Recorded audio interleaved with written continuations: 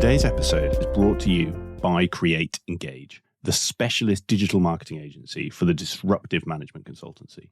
Now, for long-time listeners, you will probably already know who we are. You may have even heard one of our ads on a previous episode of this podcast. But for those of you who don't, here is a short introduction. At Create Engage, we help you create an effective marketing strategy for your consultancy, a strategy that will resonate with your target clients. And then we support you by delivering the campaigns you need to turn that strategy into a reality, helping you to build your brand, raise your profile with your prospective clients, and ultimately generate return on investment from your marketing activity. Now, I could tell you about many of the great clients that we work with and the results we've delivered for them. But instead, I'm going to do something much more powerful and something that I would recommend you do for your own marketing. I'm going to let our clients do the talking for us. If you are currently thinking about marketing for your consultancy, you're going to want to listen to this. Create Engage started the process for us. They managed it end to end. They came up with some really creative ideas and we were really happy with the work that they did, which meant that we could just focus on running the business. Not only did we start conversations with clients that we hadn't spoken to before, but also there was tangible return on investment by some work that we were given. They've helped right from the initial shaping of the idea through to helping us work out what our end goal was. They've supported us with the visual identity and our positioning of the brand. We've had an immediate expansion of our network and have initiated a raft of new conversations with owners, CEOs in target client organisations, and has led to us winning new projects already. One of the greatest compliments, I guess, is that one of our competitors even said that they really like what we're doing with marketing. They wish they could be doing something as good. So from our perspective, we couldn't recommend Create Engage any more than this. I would certainly recommend Create Engage if you're a consulting firm. They really understand consultancies and the sort of challenges we face. And I don't think you're going to get much better marketing anywhere else. So I wouldn't hesitate to recommend Create Engage. They did a really good job for us. So if you're looking for an agency that can help you achieve the results that our clients just described, then head to our website, createengage.co.uk, where you can find out more about how we support consulting firms like you. You can download our latest ebook and you can get in touch to talk about how we can help you take your consultancy to the next level through digital marketing. Hi, and welcome to today's episode of Climbing Consulting. In this one, I speak with Ben Rudman, co-founder and CEO of MMT Digital. As you'll hear today, Ben jumped straight into business with a friend after graduating from university, originally selling educational CD Roms. And for those of our younger listeners, if you're not sure what they are, those were the App Store before the App Store existed. This is how you used to put programs on your computer. And now, after a steady start selling those CD Roms, Ben and his co-founder decided to take it up a gear and really shift the focus of the business. And since then, MMT has gone from strength to strength, evolving from that educational CD-ROMs business that I talked about to a leading digital consultancy, working with a huge list of impressive corporate clients. Ben's journey is truly fascinating, and as he admits in today's episode, has involved plenty of ups and downs along the way, something that he shares huge insights on in today's conversation.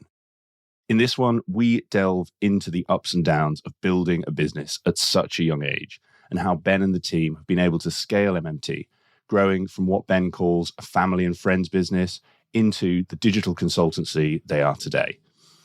We cover a whole range of topics in this one, including how Ben and the team were able to kickstart that acceleration over the past decade and go from a relatively small agency to become the 200-person consultancy they are today. We look at how they were able to attract top talent from their base in Uppingham, a small town in the UK not known for its tech industry. And we talk about the team's passionate belief in doing the right thing and why this has fueled their drive to achieve B Corp status.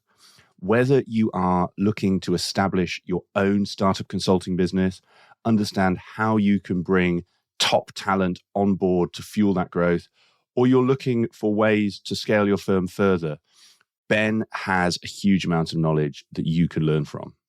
I really enjoyed this one, and I think you will too. So, without further ado, please enjoy my conversation with Ben Rudman.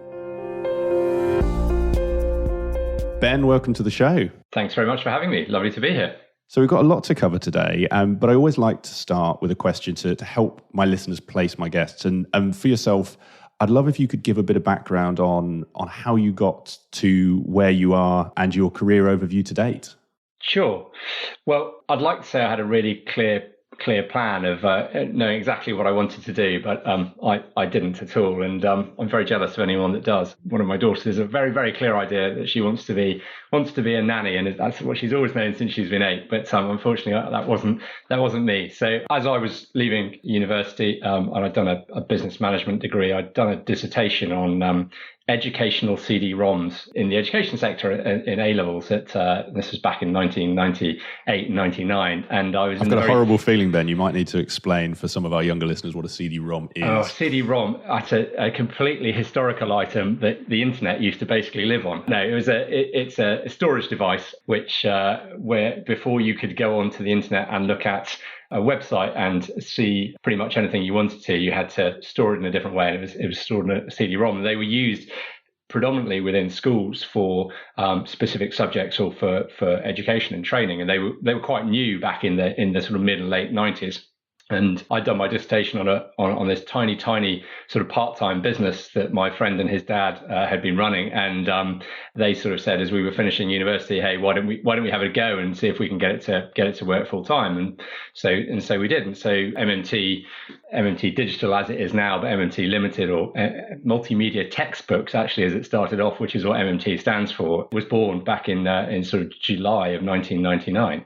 And we sort of started out with that, and then very quickly grew out into doing websites, which were sort of in their infancy back then, with very, very slow internet connection speeds. And the things sort of very slowly took off from there. We were working out of my co-founder's bedroom, so a guy called James Cannings, who I've known since he's 6 weeks old. So we've got a sort of lovely story of knowing each other for a very, very long time and starting this business up, having been to school together and weirdly ending up at university together, doing completely different things.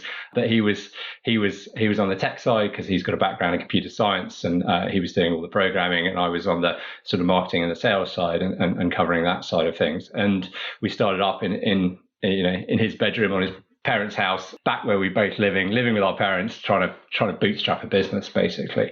And it was not an immediate success. Is probably the best way to describe it. Is that we'd never been in business. We didn't really know what we were doing, and we sort of bumbled along and made loads and loads of mistakes. And it was probably a slow way to learn, but they're lessons that I think stick with you, because once you've made them, you try not to make them again as you're going.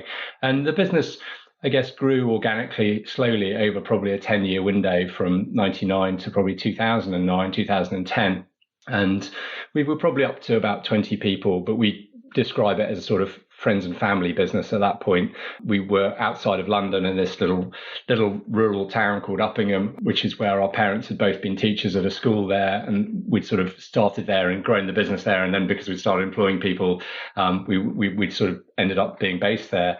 And we were doing a mixture of the educational CD-ROMs, building websites for some commercial clients as well, and also doing some video work actually on CD-ROM at the time. So we'd sort of got this quite disparate set of services that we were providing for some really interesting companies and some great clients, but the business didn't have a particularly clear direction at that point.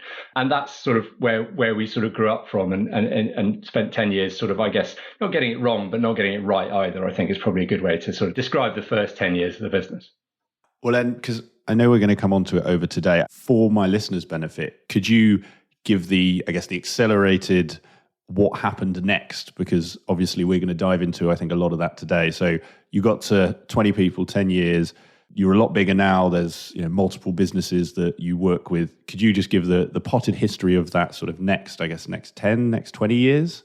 Yeah, sure. So, I mean, I think that we sort of got there, and James and I were pleased with where we got to, and we had a great group of people we were working with within the company and some lovely clients, but we weren't necessarily achieving what we'd sort of perhaps got set out to do when we'd started the business. Both of us had kids relatively young, and so priorities, business, family life all got tied up, and that was an opportunity for us to sort of step back and look at what we wanted to do. And we decided at that point we were going to really try and drive the company forwards over the next 5 years or so. And one of the things that we wanted to do was to become the number one Kentico partner. So Kentico is a content management system in the tech world, which is used for creating websites essentially, so that people can more easily update them and manage the content that sits on them.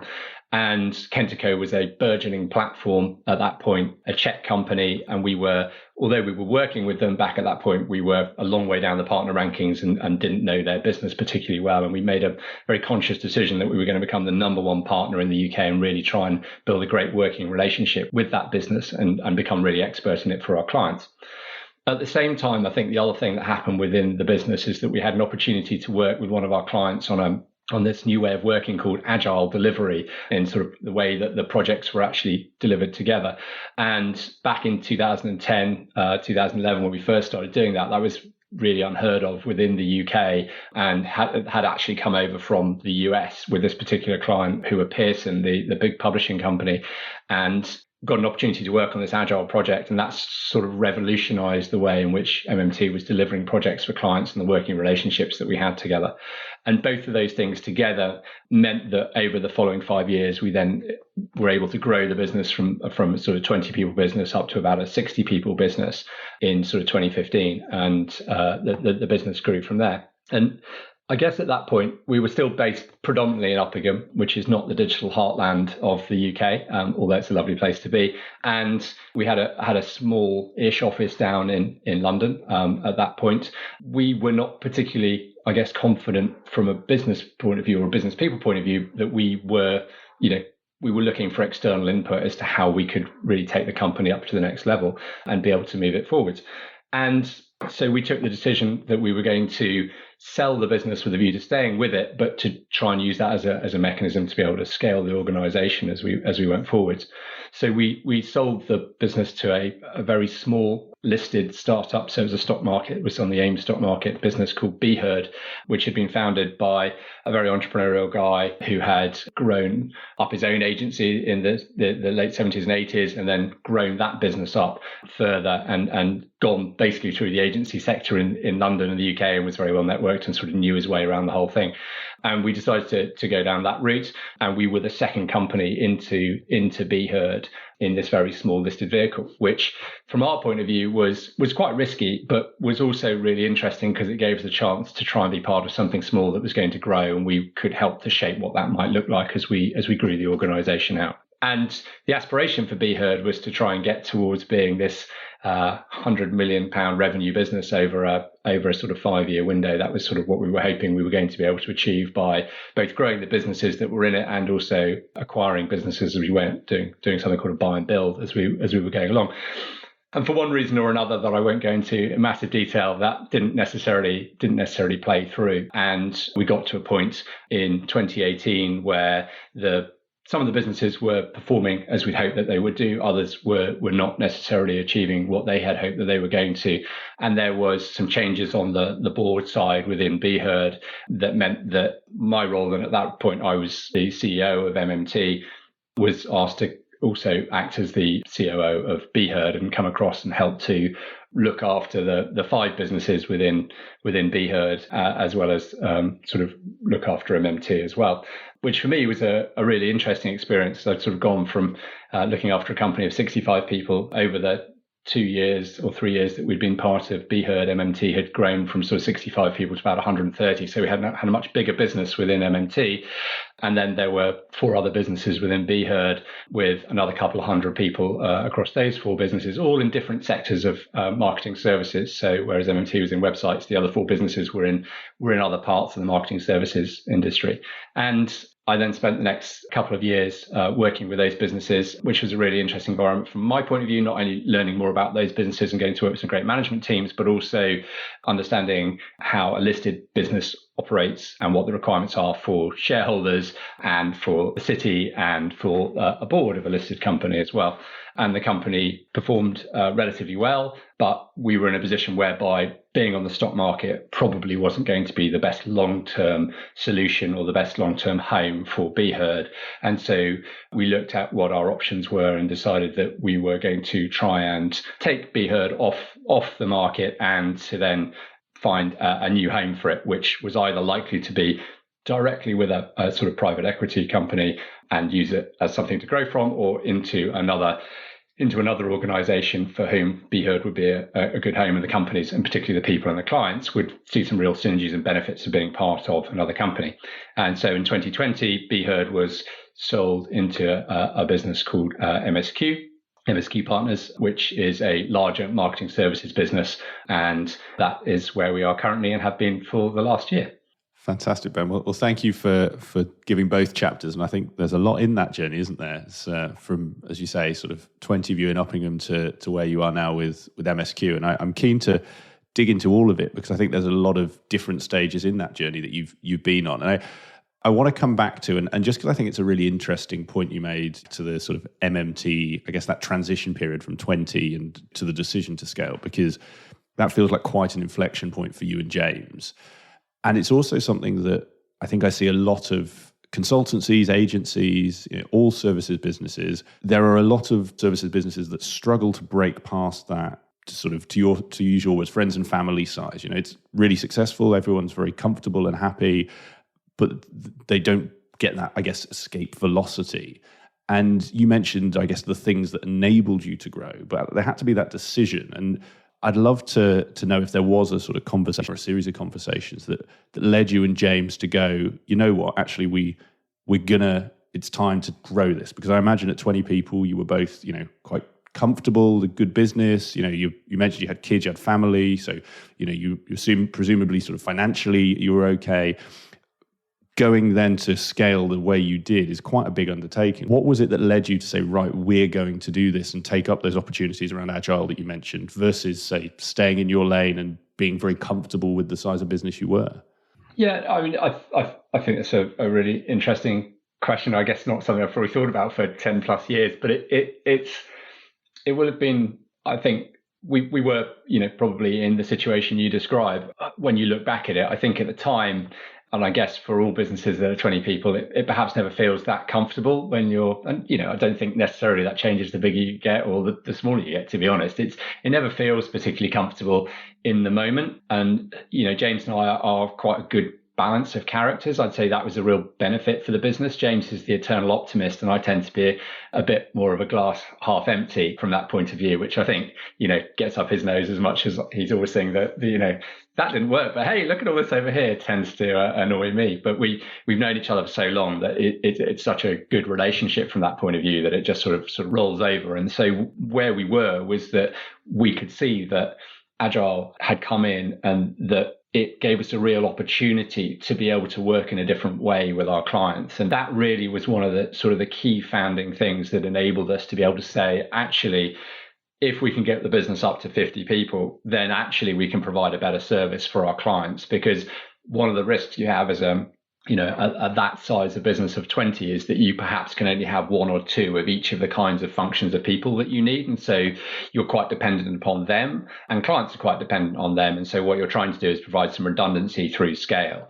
And as we headed more into sort of the 50 to 60 bracket, because we were quite focused on the services we were providing, then actually we had that sort of greater redundancy from a client protection point of view. And so there was an active decision about how can we provide a better service to our clients, our customers, as we scale the business upwards. And that some of it, I'd like to say was, exactly what we were trying to do. But for people who are in the sort of consulting agency world, a lot of these things are like buses. And so, nobody likes to sort of turn down opportunities as they come along, and you tend to have to react to those things as they go. I mean, some of our growth was quite structured. We managed to grow the revenue and the size of the business in a fairly structured way. It wasn't it didn't do sort of 2 million a year, then 5 million, then 3 million, then 6 million. It sort of was incrementally growing across that period of time.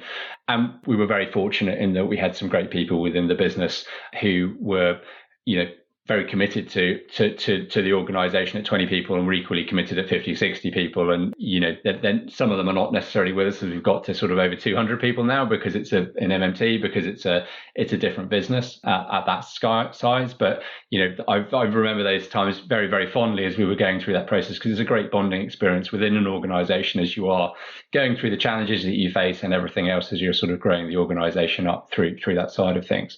I think having a focus on being competitive at something and really knowing what we were going to achieve was also a difference for us as an organization. Prior to that, because digital and websites are such a big sphere, you can sort of get pulled into doing anything. We actively started making conscious decisions that we were not going to do that. We were specifically going to do this, and this is what we were going to focus on. And that also gave the business focus and allowed us to sort of drive into those directions as well.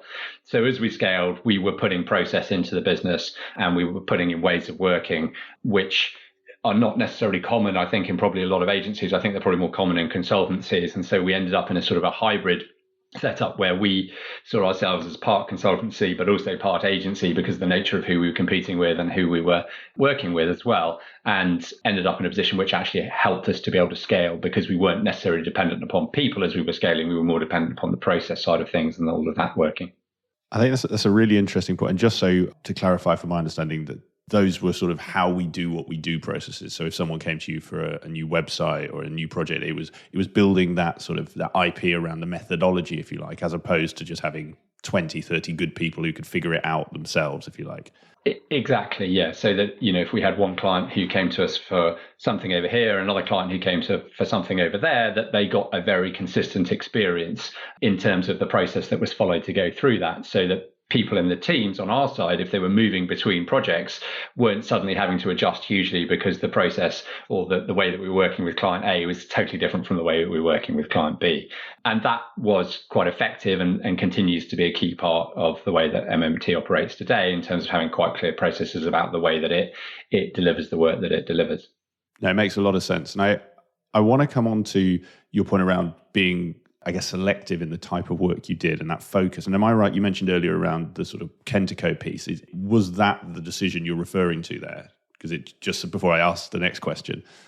Yeah, it was. And so we went through, I think, probably sort of two key phases, whereby Kentico was it's a relatively niche product in a niche space to start with. And although it's more high profile now, it was relatively low profile at that point. And we were trying to help to expand its profile, both for Kentico's benefit, but also for our own as well, because we thought it was a really good platform. There were other platforms around at that time that were bigger and more well known, but we decided to carve out a niche for ourselves and decided that actually that was a really good way to get the business to a certain point.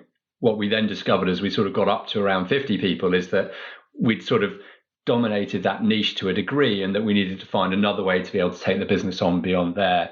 And so, I think that the concept, of going into a niche is a really good idea. It gets you a certain point. It's how you then take the niche forwards from there. And MMT then had to reinvent itself. And we find typically the business has to reinvent itself probably every 3 to 4 years, partially because of the technology changes that occur, but also because of the nature of the market in which we are in. It adjusts quite rapidly as well. There's a lot in there that I want to find out about, Ben. And I think just because I'm quite simple and like to go in chronological order, let's start at the start of the Kentico journey. And then I'm really interested to dig into your point there around reinvention. And I'll sort of set it up by saying, because I think given the success you had, I'm sure it would be very easy to say, well, no, let's keep riding this wave that's, doing us very well. Why put the effort into a new wave, if you like? But I'd love to actually dig into the Kentico piece. And the reason I say this is, what wasn't, I guess, very common back then, I'm seeing more and more now. There's a lot of, you take, say, the RPA world. There's a lot of service providers or platforms that are partnering with consultancies, or consultancies are partnering with them. And you've seen the same in the data space. Tableau was huge sort of, 5, 6, 7 years ago. I'd love to understand, I guess, how you decided it was Kentico and then how you made that work. Because I think there's a lot of firms that I've seen who sort of nail their colors to the mast of a particular, software offering. and almost then are beholden to the success of the software offering as opposed to being able to make their own success. So, as I say, Tableau was the prime example. There were a whole myriad of Tableau consultancies a few years ago. Tableau went out of fashion and suddenly these businesses sadly are no longer around. And for those who are now venturing into things like RPA, where this is a live issue, how did you decide this niche product was the right thing? And then how did you manage to build a business around it such that you were successful as a result of your efforts, not simply sort of riding the coattails of Kentico? Yeah. So I guess like a lot of these things, it's a bit of timing, it's a bit of luck, and perhaps some good judgment, which was not my good judgment, I hasten to add. So we were at a point where we were, previous to that, we'd actually be building, which was quite common in the UK at that point, building our own content management system, and agencies would typically have built their own content management system. What became massively clear as we sort of went to a point of selecting Kentico sort of through 2007, 2008, was that was really, really going to cost a lot of investment time. And because we were bootstrapping, whereas today it's more common to go out and have a business idea, proof it in the market, go out and raise some pre-seed round money and get backing to do it, and give up some of your shareholding as an option, really was not something that was on our radar, and was much, much harder to do in the UK back when we were starting the company up. And if I'm honest, I don't think we'd have known how to do it, even if it had been more common at that point, because neither of us had any business experience and we were sort of just making it up as we went along. But it wasn't really an option, and we weren't probably best placed to do it. We didn't have the skill set to build our own content management system. So we were in the process of reviewing what was available on the market, and the things that we reviewed are all still available today on the market, which is, from their point of view, is a great credit to them as products, as they've evolved with the market and with the technology, particularly, which has changed quite a lot over that time. And I won't name the other names, but we looked at 3 other parties, one of which we ruled out because it didn't necessarily line up with the technology stack which we wanted to work on. One of which we decided we were going to be a very small fish in quite a big pond, and therefore it was going to be difficult for us to get the traction that we wanted at a partner level. And one of which we couldn't actually get a reply from, and therefore that was kind of a no-no. But Kentico we looked at, and was relatively new at that point of time. It was quite a small company back then, probably only about 20 people as well. So it was quite risky, and none of the products we were looking at were actually UK based, because none of the major content management system platforms are developed in the UK, and so they were Czech based. And we got some really good customer or sort of engagement with them very early on about supporting with the platform. They were looking to build out a partnership network within the UK, and we were in a position where we thought that the technology was both cost effective for our clients that we had at the time, but also was a really flexible piece of software. And so we made that decision off the back of, and once we'd kind of done our due diligence, ruled the other 2 that were in the running at that point out for the reasons I've sort of outlined.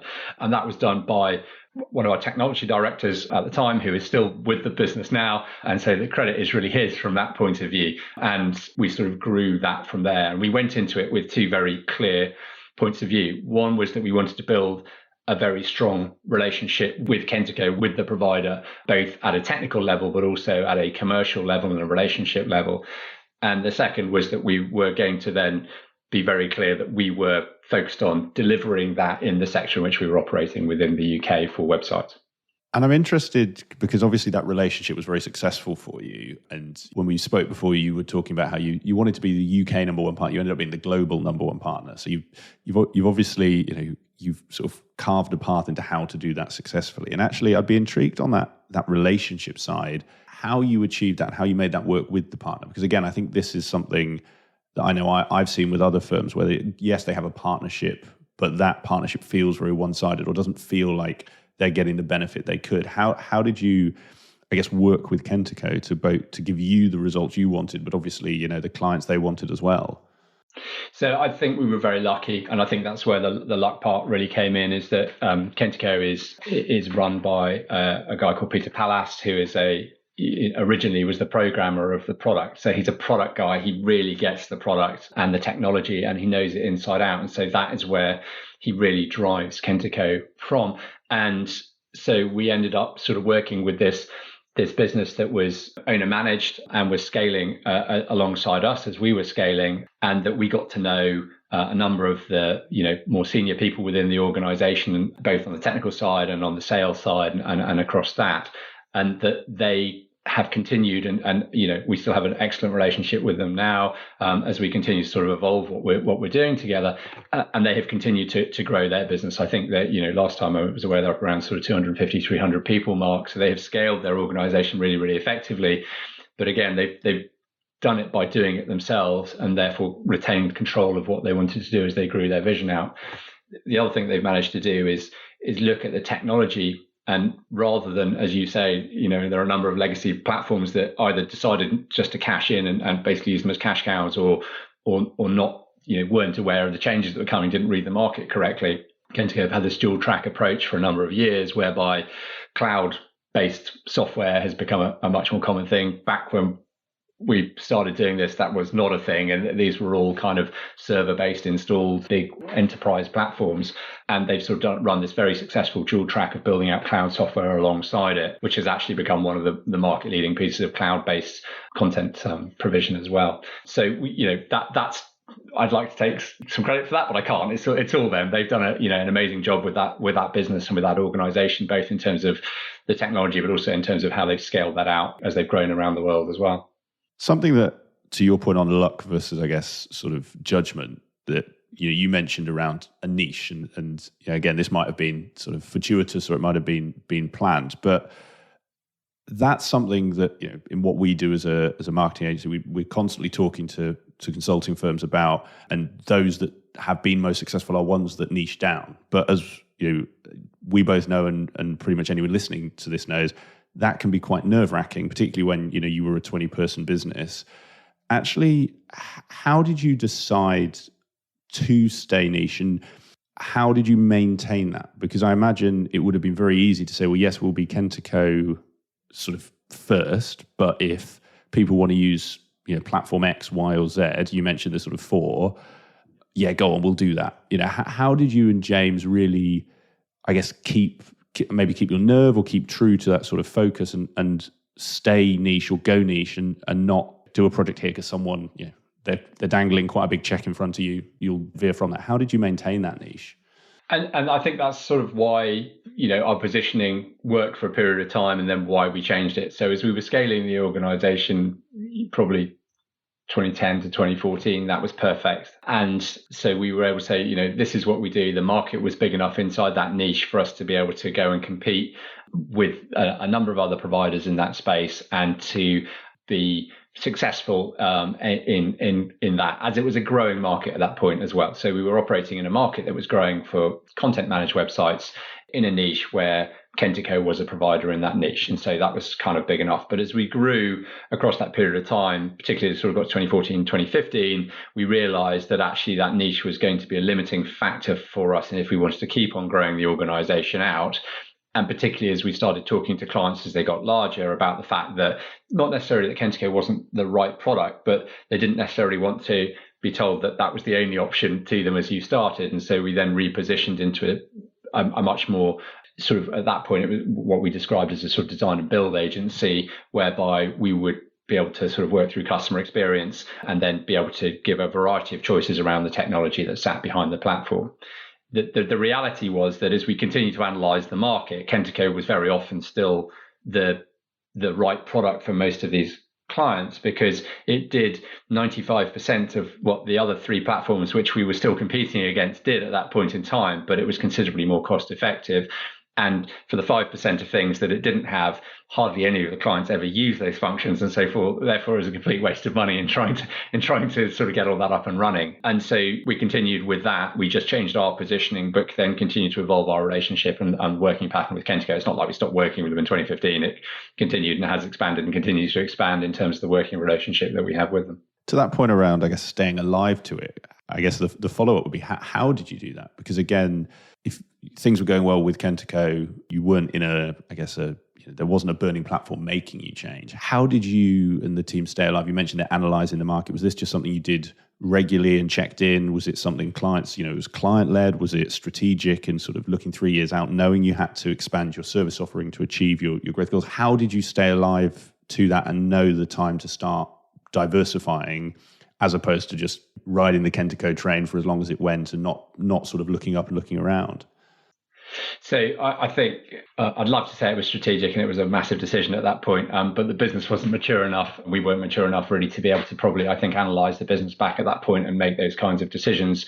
It was probably much more gut feel in terms of actually making the decision, but the information that we were getting was, I guess, coming from, when you're pitching a lot and at that size of business, James and I were still involved in a lot of the pitches that were ongoing. We were getting quite a lot of feedback that was coming out of those things.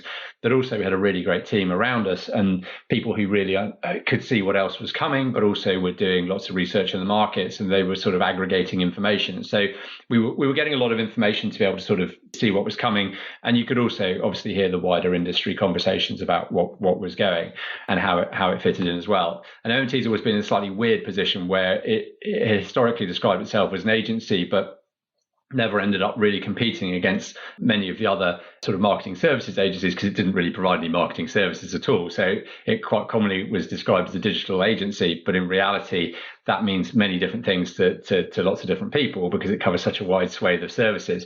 And MMT doesn't really fit into that bucket, but we didn't have a better way of describing it. Or if we did, no one else understood what we were talking about when we went to market with it. So we kind of were limiting ourselves to some degree with how that went. But it was, I guess, just operating within that sphere.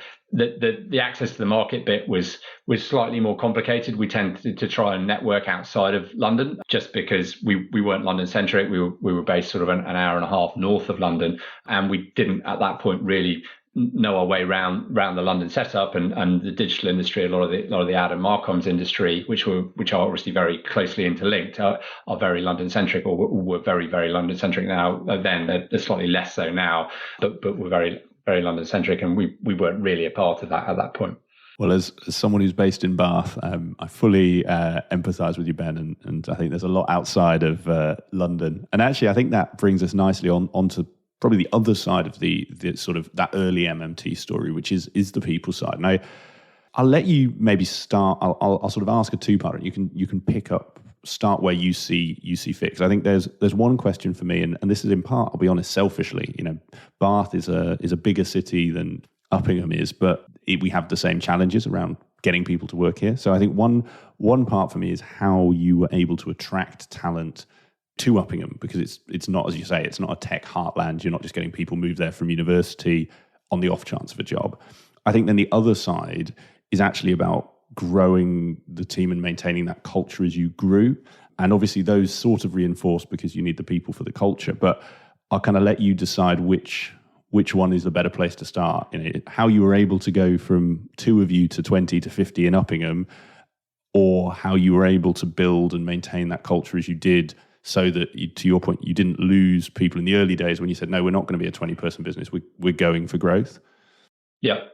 Well, as I've sort of relayed earlier, I mean, the starting there was more happenstance than strategic planning from a sort of geographical location. But oddly, there are pros and cons to where the business started. So and that's also changed over time. I mean, we're obviously at the moment talking where people are really working from anywhere. I don't really like the phrase of working from home. Sort of suggests that that you can only work in 2 places. When in reality, for a lot of the work, certainly that people within most of our sectors do, you can to a degree really work from anywhere. I guess it's where is the most value that you are getting the work done from. But back in 1999, 2000, you were in the office. It was 9 to 5:30, and so on and so forth, and it was very, very standard, and everyone was expected to be in.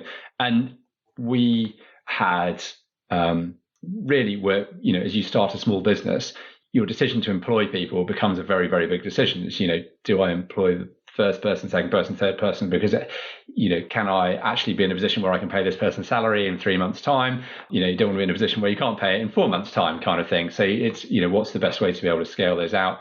And particularly if you're bootstrapping, that becomes quite a difficult decision. And again, you'll know this from being in the marketing services industry, is that contracts aren't that long very commonly, and therefore you can probably only see your revenue.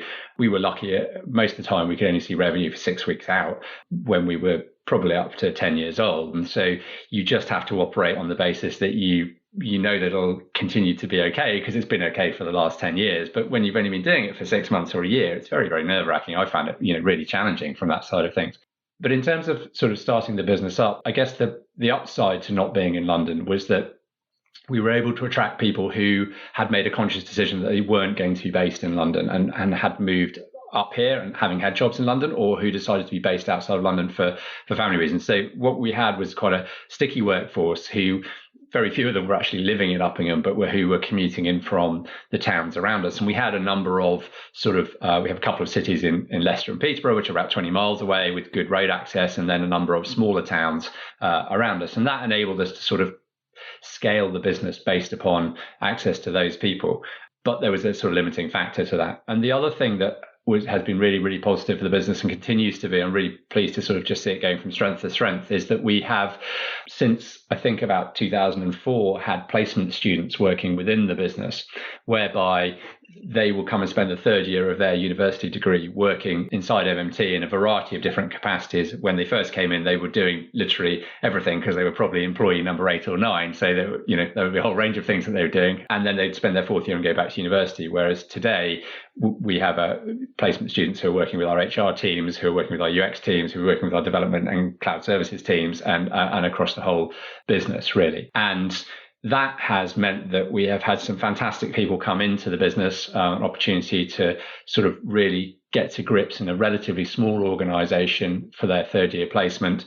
And we've been very lucky in that many of them have chosen to come back to MMT when they have left university. And because they obviously know the culture very, very well, having spent a year there, then become sort of cultural leaders for the organization as they come back into it. So really lovely stories are that our current CTO and our current head of finance both came to us in their placement students many, many years ago, and have then come back into the business and grown with the business over that period of time.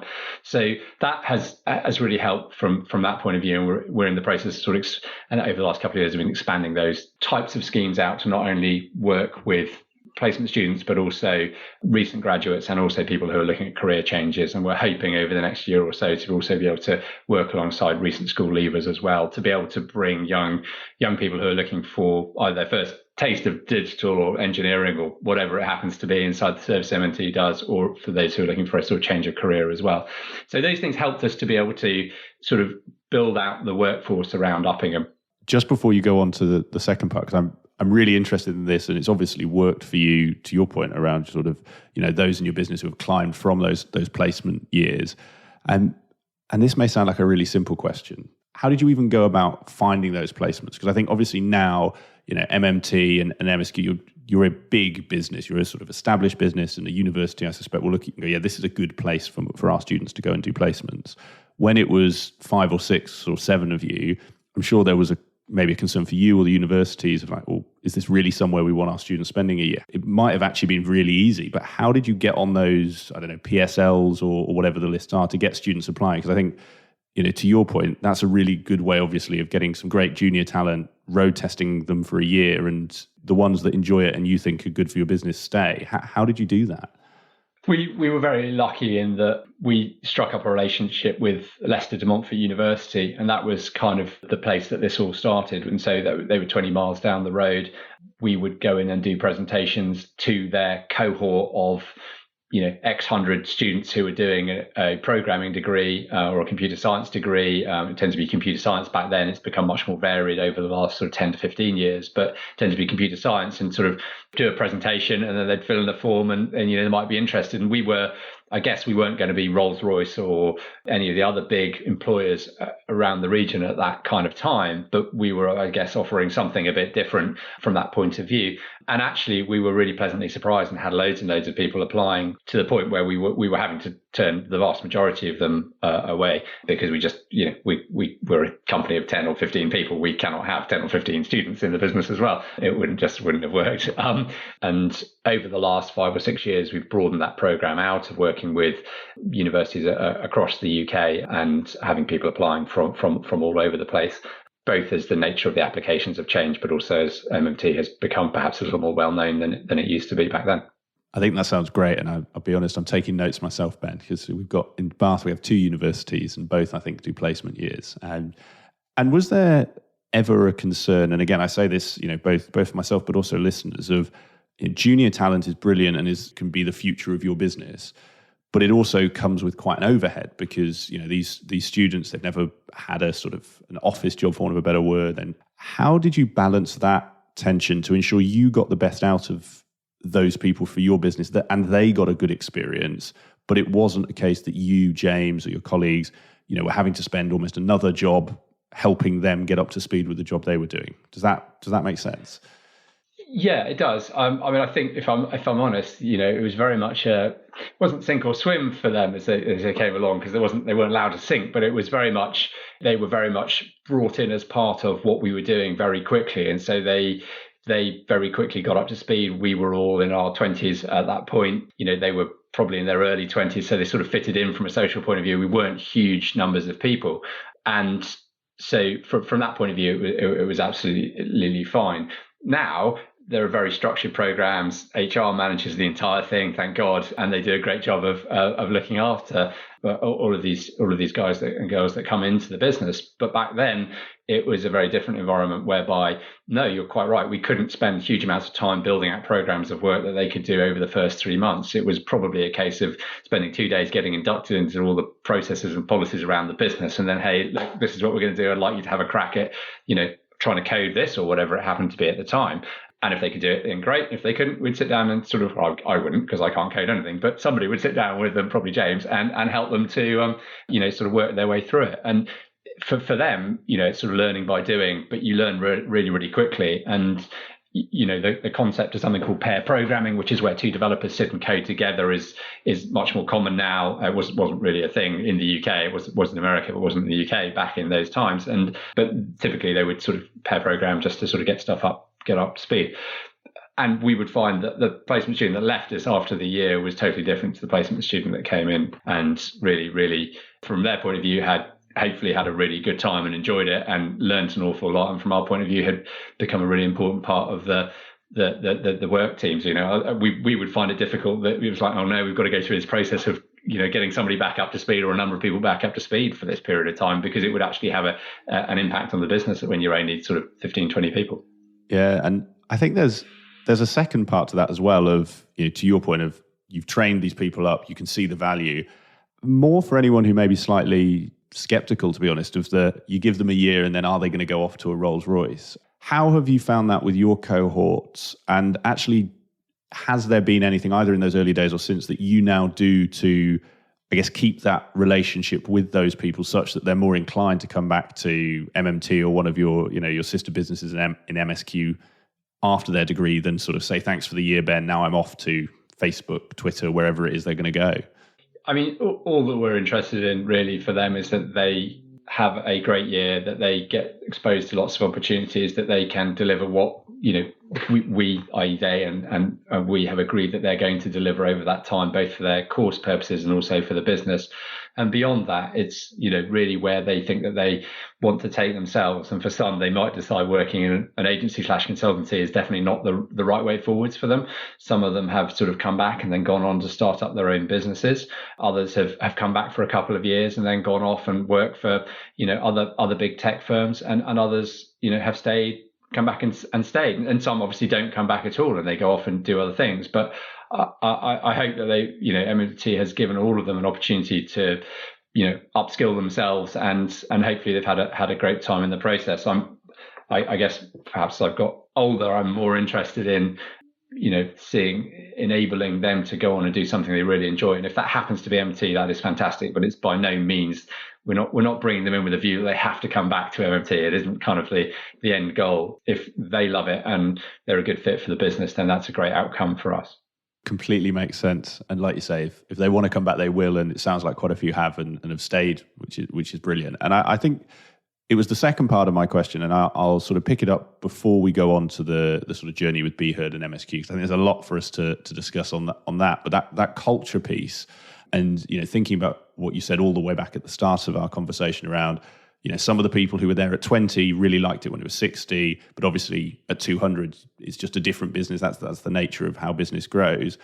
I'd love to understand, looking back, what were those inflection points for you in the MMT team, and what did you have to do at any of those specific stages to consciously either evolve or maintain elements of the culture such that people who were there in the beginning felt like they were still part of the same business, or that you consciously decided, look, we're changing the way we're going and we're going to help you on that journey? What were those inflection points for you?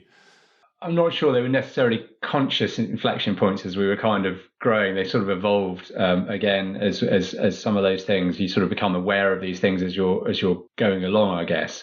And one of the benefits of hindsight is looking back and also being able to observe other businesses, I guess, at this point of being able to scale, is when you've never done it before, you don't really know what you don't know.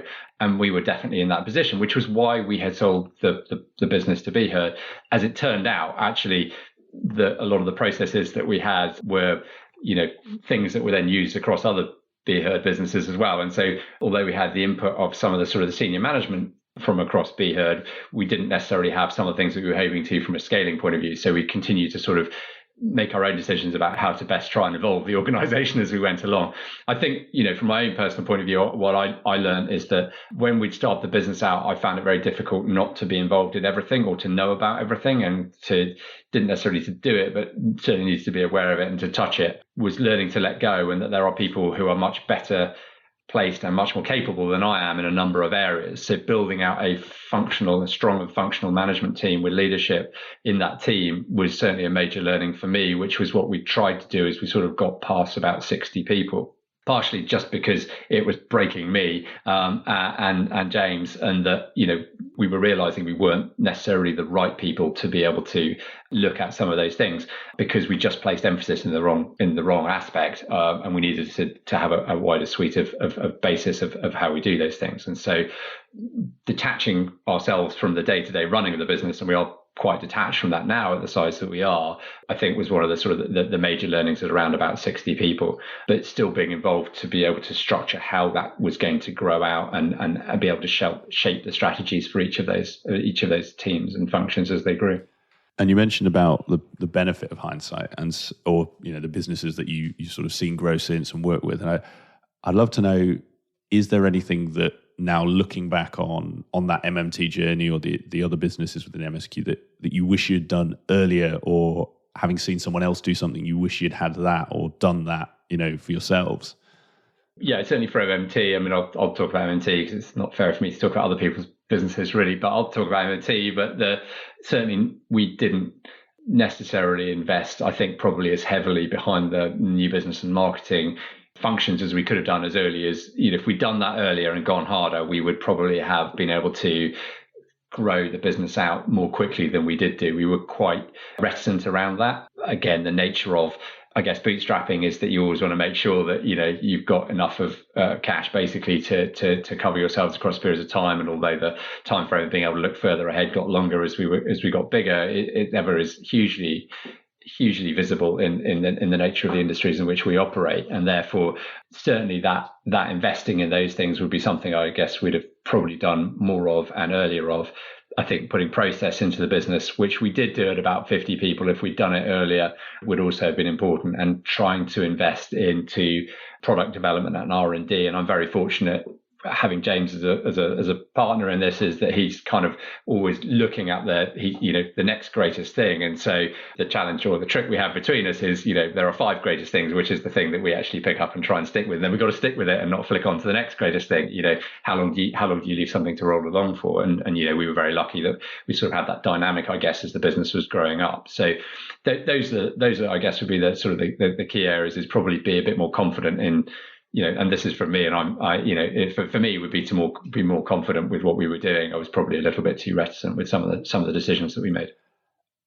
I think there's an interesting point in there about getting confident or getting comfortable, because you mentioned earlier, like that 12 or 6 week sort of, runway is what you could see. And, I think many people listening to this will be very familiar with that sort of, be it 6 weeks, be it 12 weeks, you've got that cliff coming where you can't see revenue beyond that. I don't know if there was anything specific, or maybe the advice you give to others, but how did you, or have you become comfortable enough with that to make those investments in things like sales, marketing, R&D?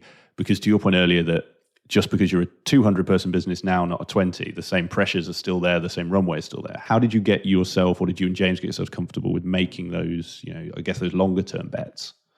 I think that, once you've been going for a number of years, you suddenly realize that you're not going to wake up and the next day everything is going to magically disappear, and that you build these relationships with clients whereby they may not be committing to significant projects, but you're clear on what they're trying to achieve with their organization, and that as long as you keep delivering to a good standard, that you're likely to be part of that journey for a period of time. And so I guess that helped to sort of build out our degree of confidence with some of that thinking. I think the other aspect is that as we sort of grew past 60 people and we were bringing in more and more people who had experience of working in other organizations, we were changing the way in which we were shaping, looking at what we were doing. I remember having a conversation with a client who's the MD of a very successful, and she's been very, very successful publishing company, when we were probably 15 people, and she was talking to me about their budgetary cycles, and I was thinking, why on earth are you setting budgets? That's nuts. Just do what you want to do. But of course, when you're a business of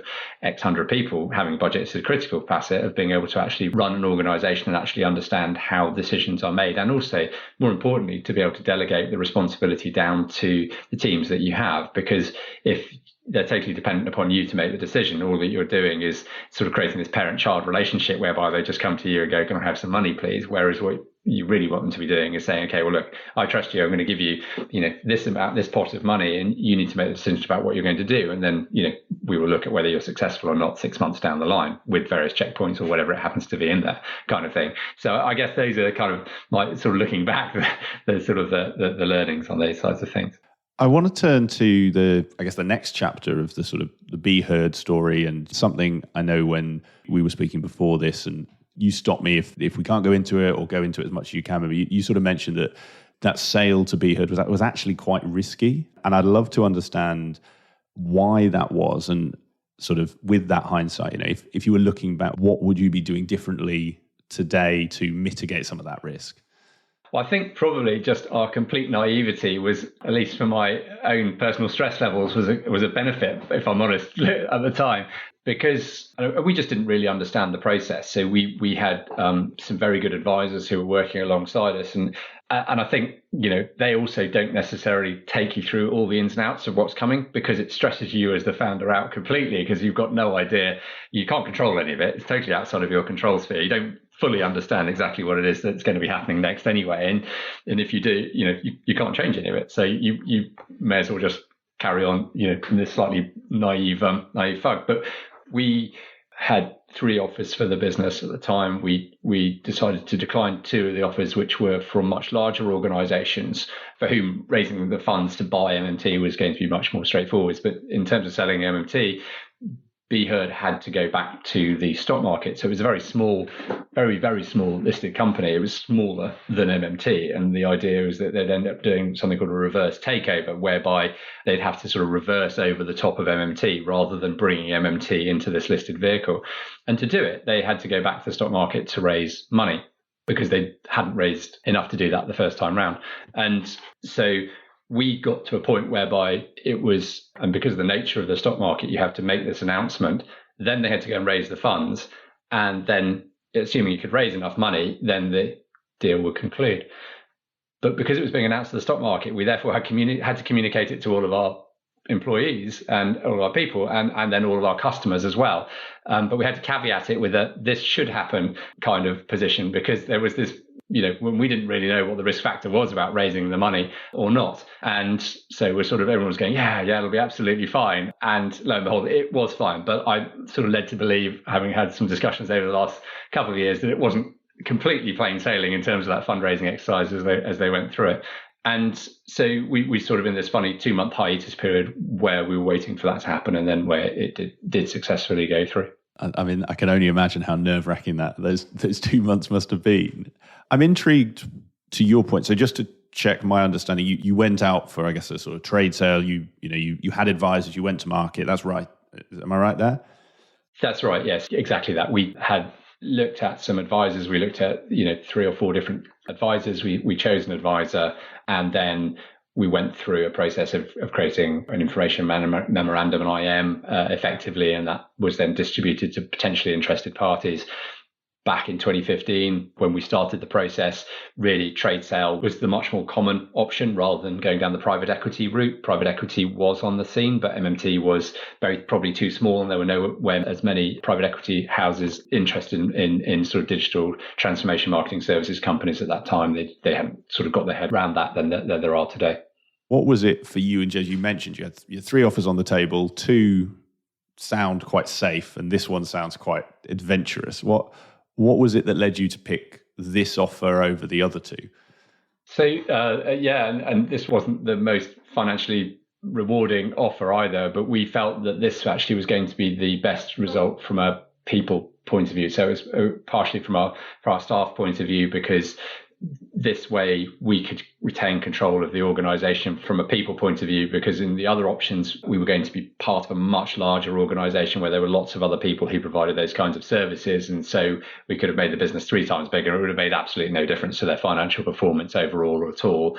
And our people were likely to be sort of lost in this melee of a very large organization, whereas BHERD was quite a small organization, of which we had a chance to be a really exciting part of the vision that was painted for us at the time, kind of thing. And, I'd still believe that vision as it was painted at the time was the right vision. Unfortunately, we just didn't manage to execute that vision within BHERD as we had hoped to. But the vision that was painted is really the direction that most of the smaller and mid-sized agency groups have actually gone in over the last 4 or 5 years. So the vision was solid, and I think that was right. But unfortunately, the execution, due to the financial performance in a couple of the businesses, meant that we weren't able to execute it as we wanted to. So you talked about the journey earlier from BHERD into MSQ, and that sounds like quite an interesting time. And again, stop me if these are things you can't share. But you mentioned you joined the sort of BHERD leadership team as well. I'd just love to, understand more about that period, because I can imagine running one business like MMT was a full-time job. Then you were part of the BHERD leadership team as well, trying to navigate what you mentioned, sort of some of the businesses weren't performing as you wanted. Actually, how did you make that work, and how did you navigate that period to get to, I guess, where you are now? So I was working alongside a chap called Simon Piper, who'd been brought in as the CFO in this was April 2018. And when the board change occurred, which was in, I think, late August of 2018, he was asked to be the interim CEO, and I would be the COO. And very quickly, we struck up both a good working relationship, and which has since become a very good friendship. We're able to look at what it was that we needed to do to solve both immediate challenges that were within BHERD, and to do what was needed there, and to then look at what we were going to try and achieve over the next couple of years, some of which we managed to, some of which we were unable to for one reason or another. And the reason it was very fortuitous is that he obviously had very strong financial skills, and therefore that was kind of fundamental for I guess a couple of reasons. One is because we were a listed business. It's understanding that relationship with the city and the way that you communicate with the city and what it is that they want to hear, which is not necessarily the same as working with management within inside a business. So for me, I learned an awful lot about that side of things from Simon.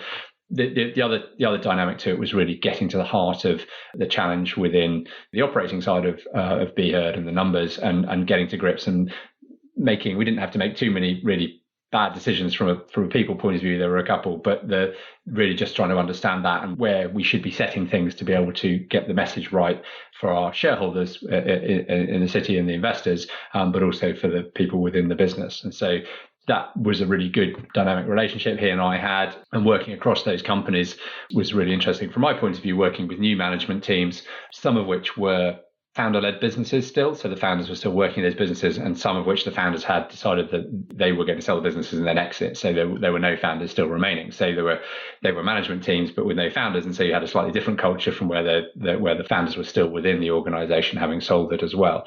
And so different kinds of relationships, different challenges, different sectors or different parts of the sector, from everything from insights and data at one end through sort of creative and advertising into media services, digital media services, and actually getting people up to websites and then content and influencer stuff as well. So sort of full suite of services, trying to build out the BHERD brand at the same time as the individual brands, and taking the whole organization forwards as best as we could in what was a relatively tricky financial environment because of some of the historical things that were still there that were pretty difficult for us to be able to remove in the environment we were in. It certainly sounds like an interesting time. And I do want to come on to sort of your learnings from, that sort of diverse portfolio and now with MSQ, the portfolio of businesses that you've got. But before we do go on to that, I just thought I'd touch on, and this might be a short answer or not, we touched on the fact you sold MMT, and I've had a number of guests on this show who have sold their businesses. I've had less who have acquired other businesses and sort of grown their business through acquisition. And I'd just be interested, having now, I guess, from your side, both been involved in fixing acquisitions that have gone wrong that maybe weren't your choice, and also acquiring businesses that were your choice. What is it that you look out for, or what is it that you find make those best acquisitions? What separates those that were successful from those that maybe haven't fulfilled or didn't fulfill the goals that sort of were hoped at the start? I guess I think a lot of it, we're in a people business, so a lot of it comes down to have you got aligned views on what the future looks like, and is that clear as you sort of set off on that road? So, for example, if you're selling a product-based business, very typically, then the business that is sold, the owners, founders will pretty much exit fairly quickly out of that, because what the acquirer is after is the product. In a people business, what you're trying to acquire is the future opportunity associated with that. And obviously a lot of that is dependent upon the people and the services that those people have. And therefore, having a very clear vision of where those two things line up is pretty fundamental about what you're trying to achieve, both for that organization, but also together, and how that will fit into the wider organization. So I think that really aligned view and clarity around it are the questions to ask as an owner as you're going in.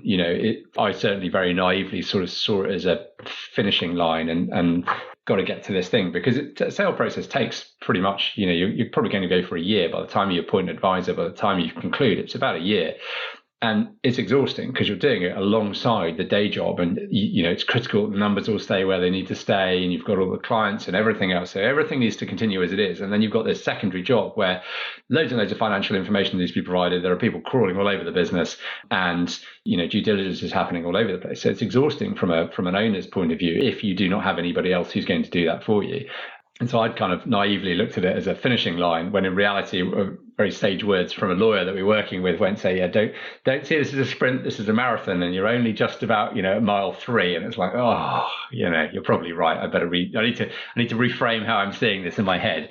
And, that certainly was very good advice, I think. So from a seller's point of view, those are the things to bear in mind, is that, really what somebody is looking to buy is your future potential, and how you are going to evolve the organization and can see the future of what it is that you're trying to achieve. And from the acquirer side, I guess now you're on that side of the fence, is that the same things you're looking for? It's that very much that cultural, that people fit? Are there other things that you found sort of early indicators of success, or that have proved most effective when those sort of acquisitions have been made? I think it's really important from both points of view. That alignment is really fundamental. I mean, from an acquiring point of view, you're fundamentally looking at numbers, and are those numbers going to improve? Depending upon in the environment which we're operating, which is sort of a private equity owned business, then that's the sort of one of the first things that you're going to look at. But strategic fit, overlap with other services that you're providing. People, really fundamentally, do they culturally fit into the wider setup that you've got within your management teams and the business that you've got, and most importantly, does their vision, does your vision of what you're trying to do with that business, if you acquired it, and their vision of what would happen if they were acquired, going to align? Because if it doesn't, that is never going to work. Well, I think that's a really nice summary, Ben, and actually to an extent answers what was going to be my next question. So I'm going to ask it anyway, just in case there's anything else. But, to your point around what works, I was intrigued, given that journey you've been on, actually, of what those universal truths are in effect for a successful services business, be that, a web agency, a digital agency, a management consultancy. And I think we've teased a lot out during the conversation. So you might just answer this with everything I've said for the last hour or so, Nick, and we can move on. But I'm intrigued if there's anything else, or sort of, those 3 things that do stick out to you. And if someone's asked you that question before, what your answer has been. I think for me, it's about being client-centric, being customer-centric. The reason that the products and services that we provide move every 3 or 4 years is because that's what the clients and the customers in the market needs. They need something different. because we're in a relatively fast-moving industry, things move along. And it's not really about the technology. The technology is a byproduct. You can build a really great website on a really terrible piece of software if you know what you're doing, or you can equally build a really terrible website on a really great piece of software. It really comes down to being able to do the job really effectively and really understanding what it is that your clients are looking for, and making sure that you really understand their business objectives and what they're trying to achieve in that macro term, and how you can go about getting a successful solution for them. That's the business fundamental. If you get that bit right, then everything else becomes possible. If you can't get that bit right, then you're a bit stuck to start with. Very true, Ben. So I want to turn to one last section for today, and it's something that I think is becoming a lot more prevalent in our industry, but in all industries. And this is actually around your sort of pursuit of B Corp status that I know you and the sort of team are working on at the moment. And I guess it ties in with something you mentioned earlier, and it's sort of a theme that's come through our conversation today and previously around always making sure you're doing the right thing. But I think it would be interesting maybe in that sort of frame of B Corp of why are you doing that? Because I think it's becoming more popular, but it's obviously an investment, there's time, there's effort. Why is it so important to you? And I also guess what advice would you give to other professional services leaders trying to weigh up whether it's something that they should also be focusing and investing in? So I guess B Corp has come from some of the other work that we were doing in the background. We've been looking at B Corp on and off for a couple of years, but because of the status of both BHERD and the transition into MSQ, it's not been that straightforward to be able to move forwards much more quickly than that. But within MMT, we've been looking at our carbon output for since about mid 2019, and since the end of 2019 have been a carbon negative business. And I guess it's all sort of, a lot of it has sort of grown up from around the work that started there. So what is the impact that we as an industry are having on the environment around us? By that environment, that is both the natural environment, but also the people and everything else that goes along with it. So the internet has more carbon, emits more carbon than the airline industry, which is, which gets terrible press for, every time you jump on a plane, but no one really talks about every time you search on Google kind of thing, and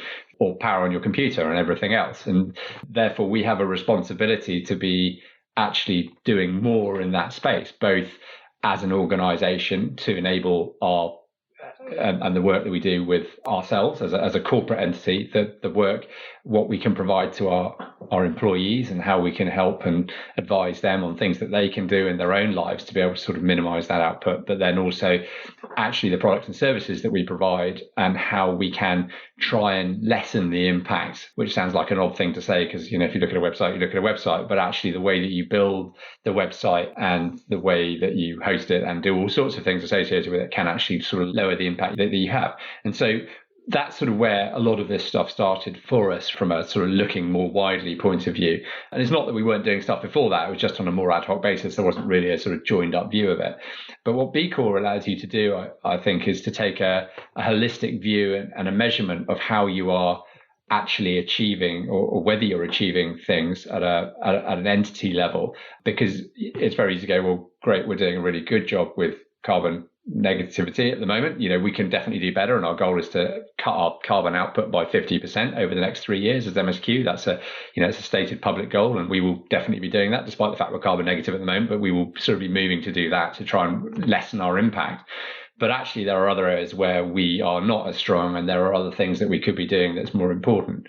And the impact that we have, not only for our employees and for our shareholders, but also the environment and the communities in which we operate, and the wider environment and sustainability as a whole, the suppliers that we use, and all those kinds of things are actually, I think, going to become more and more important, and should be more and more important in the way that business is done. And B Corp is a good way for us to validate ourselves, and are we doing a good job? So yeah, as you say, it's not a particularly straightforward process. MSQ's got 9 different agencies within it, and therefore it's quite complicated to be able to sort of get all of that aggregation of information. And B Corp is quite a rigorous process. It was a very rigorous process, but we're in the process of sort of working through that. We're very fortunate in that, we've got leaders in the business who really care about this and are really driving it forwards. And that, we have a a full-time member of staff who is a sort of sustainability executive who works within the business, and she is working, on all of these different aspects within the business, of which B Corp is one. So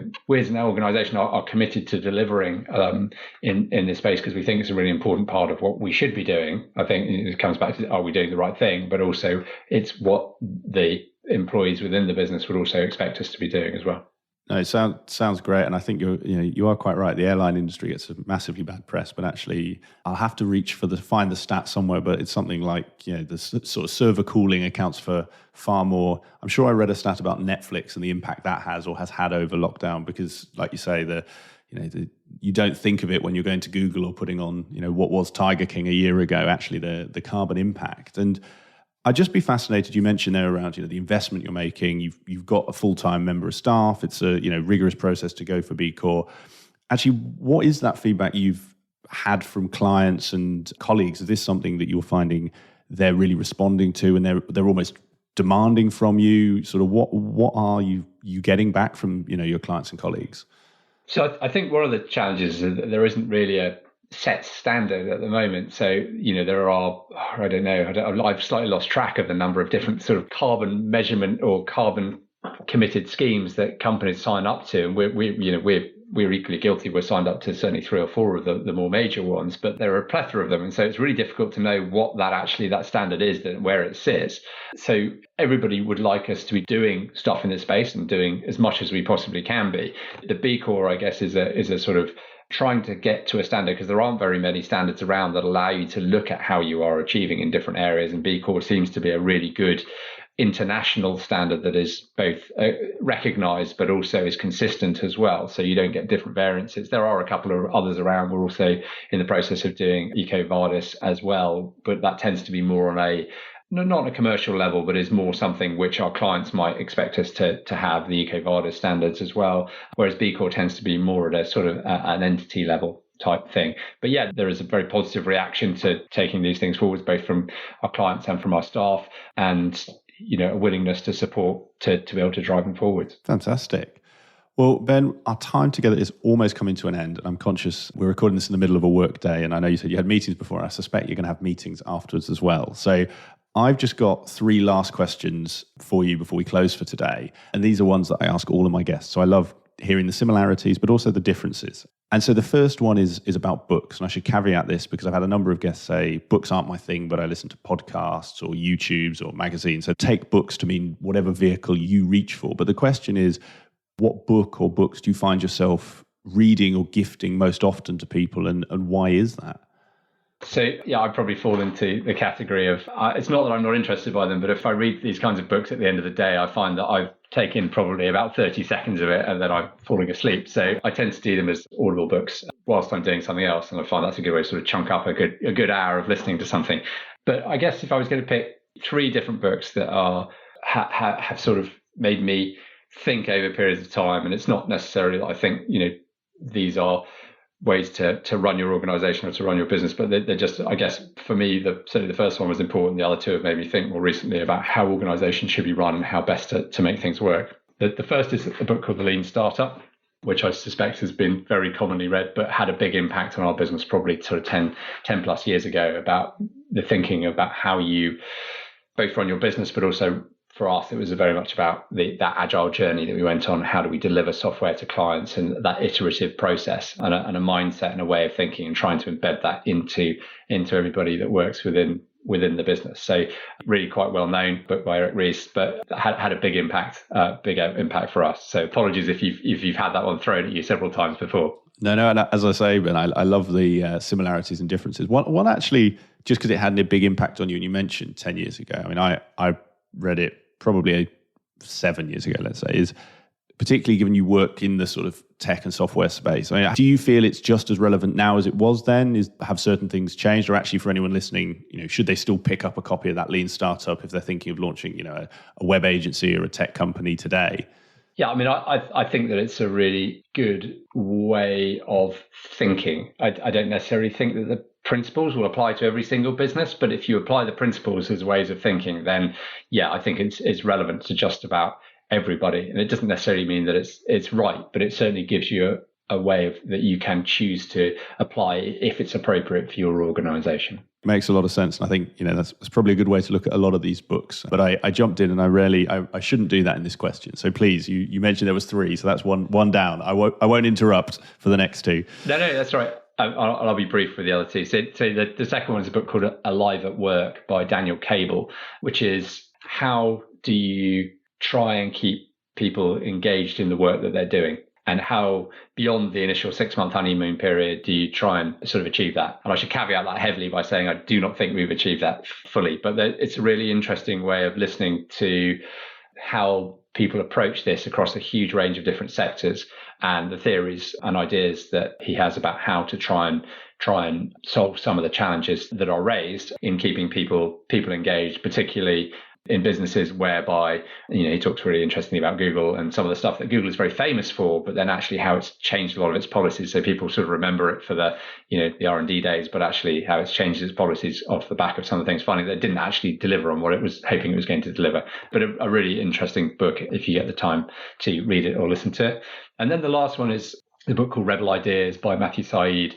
I've listened to a few of his books, actually. He's quite interesting in a number of areas, and has very clear points of view and knows his own mind, but really, really interesting, particularly this one around diversity and why it's so important for businesses, and not just because businesses should do it because it's the right thing to do, which it is, but also what the massive benefits that it can have to your organizations. And he talks about diversity in a whole range of different kinds of diversity. And I've found it a fascinating book, and made me think quite a lot about the different ways in which diversity can be a positive within organizations. And that's way beyond the profit line level and into all the other benefits, and probably more important benefits it can have across your organization as well. I think some great recommendations, Ben.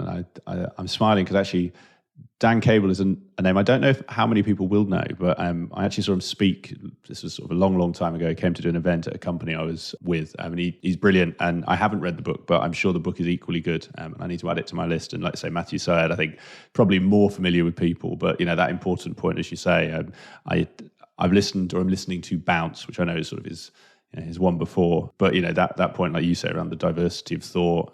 And also now whether you read a book or listen to it, I'm also a big Audible or sort of audiobook and podcast fan as well. But I like reading, but it's so much easier when you're on a run or in the car to have something on, isn't it? And I feel this may age me a lot, but I'm now sick of the chat on Radio 1, Ben, and there's something in me that refuses to go to Radio 2 because it will make me feel old. So, audiobooks is where I am as well. And so the next question, and this again could be something that sort of wraps up everything we've spoken about, could be something different, but this is about advice. We talked about some of those sort of university placement students that you've taken in, and some you've sort of taken to the top of your business or worked their way up to the top of your business. And the question is, you've got 3 people in front of you. One is just starting their career, so be those university placements or when they've just joined you as a graduate.